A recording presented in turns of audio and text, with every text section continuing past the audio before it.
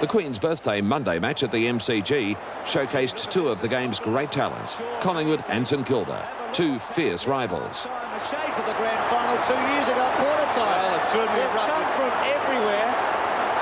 Coughlin and Shaw originally, and it's on, as you can see. Dramatic scenes at half-time. 80,000 saw Ken Sheldon berate young Saint Craig Devonport, and they'd love the reply. Devonport kicking the goal that gave the Saints a one-point win. Towards the boundary line, he's caught. Devonport, Craven's on his own in the goal square. Devonport puts the Saints in front. Down comes A week later at Subiaco, Collingwood would reverse that result. They lost Craig Kelly with a serious knee injury, but took the points. The margin a solitary behind. Tony Lockett was deadly against Sydney at Moorabbin. In his best performance to date, he kicked 15 goals, the Saints sitting third on the ladder. It would be a great year for the full forwards. Jason Dunstall was first to the century in round 16. With 9 against Geelong, he reached the 100 for the third time. 100 goal. Fittingly, it would be against Hawthorn in round 19 that Lockett too reached 100 for the third time, and for the second year in a row. The shootout between the two best spearheads of the 90s, a fizzer. Dunstall held goalless as his team lost by 75 points.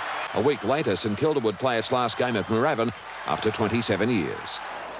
In the month ahead, Dunstall would almost single-handedly propel Hawthorn into another finals campaign. 12 goals against Essendon in a 160-point rout. And then a fortnight later, another dozen against Richmond. He would see his name on the Coleman Medal, and a just reward too. It would be a year in which we welcomed youngsters Tony Modger from Adelaide, Michael Voss from Brisbane, and James Hird at Essendon. All would be medalists of one kind or another in years to come. Against Geelong, Essendon farewelled 3 of its champions, with the retirement of former captains Simon Madden, Terry Danaher and Tim Watson.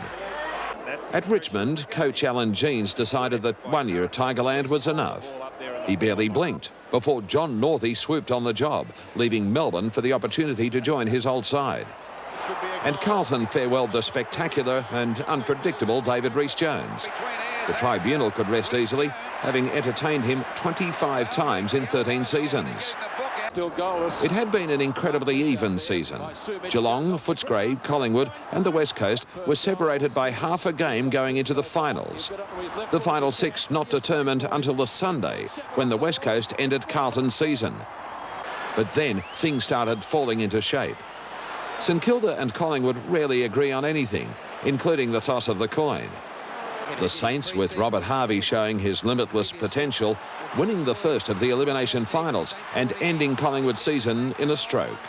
Harvey to Lockett, 1 out. Ooh. Not this time. In comes Kickett. He's got a chance for his second. Goes back to Fletcher. Fletcher pops and pops up to Dwyer, and Dwyer kicks the goal. Geelong continued to press for premiership favouritism, and who could doubt them after they walloped Footscray. Brownless and Ablett sharing 14 goals in a 10-goal win. And in Perth, Hawthorn couldn't repeat their performance of a year earlier. They'd lose to the Eagles by 13 points. The West Coast marching into the grand final for the second year in a row a week later by defeating Geelong. Peter Sumich kicking 8 goals. Peter Matera giving notice with a best-on-ground performance. One by one, the challengers fell by the wayside. Despite the aerial work of Tony Lockett, St Kilda lost to Footscray in the first semi-final. Chris Grant with 5 goals was just outstanding. Then it was the Bulldogs' turn.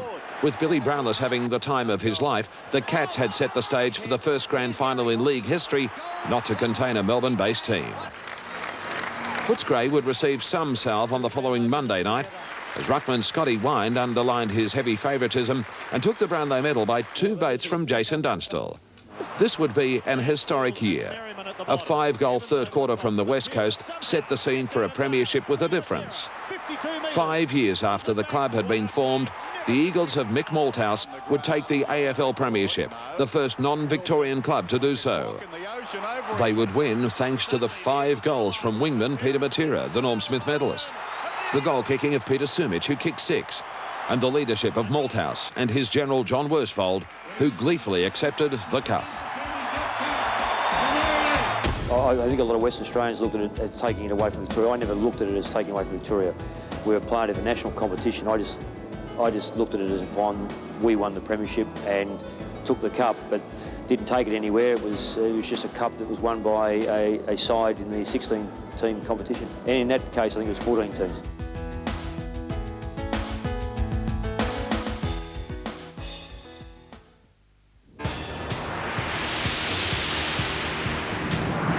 It seemed impossible to think of any more bizarre way of starting the year than the firewalking escapades of 1992. Yet Terry Wheeler was brainstorming in 1993. He had his Bulldogs parachute into Port Phillip Bay. North Melbourne gave its great champion and former coach Wayne Schimmelbusch the push too. 4 weeks before the season started, Schimmer was replaced by Dennis Pagan after the Roos were humiliated in Adelaide. The woes of Fitzroy continued on and off the field as the Lions lost star forward Richard Osman to Sydney, just as the Swans saw rover Barry Mitchell head to Collingwood on a 5-year $1 million contract. It was football, though, the fans craved. And a record 75,000 turned out at Waverley to see Richmond, under new coach John Northey, attempt to continue its remarkable revival against Essendon in the Foster's Cup Grand Final. In a portent of things to come in 1993, Essendon, under the durable and imaginative Kevin Sheedy, would win their 4th night flag of the modern era. And watch as 19-year-old Gavin Wanganeen accepted the Tuck medal from the old bloke himself. There would be a new pin-up boy in 93. His name, Tony Modra. Couple good looks, flowing blonde locks, and a leap to die for. With the ability to kick bundles of goals, you have the Crows champ. In the opening round of the season, he kicked 10 against Richmond, with the promise of many more to come. In Brisbane, the Bears blood 4 youngsters. The standout, Magarey medalist Nathan Buckley, who'd been loath to put his name in the draft. He would be the winner of the AFL's newest award, the Norwich Rising Star, and be hailed as one of the most skillful players of his time. Round 2 was one of the best of the season. Stephen Kernahan had the chance to win the game for Carlton. Any score would sink Essendon. And he misses. It's out of bounds. It's a draw. Oh, no! Yeah, well, that was the infamous one, I think. Yeah, well, I've had a lot of those sort of shots, and I've missed one, and I'll be remembered forever for it. But I kicked one 30 seconds before that. It was 6 points down at the 31-minute mark, and I took a mark and kicked one for 50. That went through, and then I thought it'd be all over, and I got it again and then missed it. So, yeah, that was pretty average. That's one of the worst weeks of my life. Comes out with a football. At Victoria Park, it was a shootout. Ablett at one end with 7. Peter Dacos would make the difference with 8. The game would have a twist in the tail as Gary Ablett pleaded guilty at the tribunal to striking Collingwood's Gary Pert, the errant forearm costing him 2 weeks. And in Sydney, a young hawk in game number 2 made his presence felt. Shane Crawford from Assumption College kicked 5 goals. What a difference a week makes. Stephen Kernahan kicked the winning goal against Hawthorn. It was never in doubt. Brisbane played its first home game at the Gabba and had a win over Melbourne. In game number 291, Doug Hawkins kicked the clincher against Fitzroy. And Big Plugger kicked 8 goals in his first appearance for the year. Perhaps the most important story in the 90s had its root in round 4, 1993. It was the day St Kilda's Aboriginal champion Nicky Winmar claimed to have been racially abused by a Collingwood player at Victoria Park. Mistreatment of Aboriginal players may well have been going on for much of the game's history, but Winmar had brought it to public attention. In the seasons ahead, racial vilification would become a major talking point in the AFL.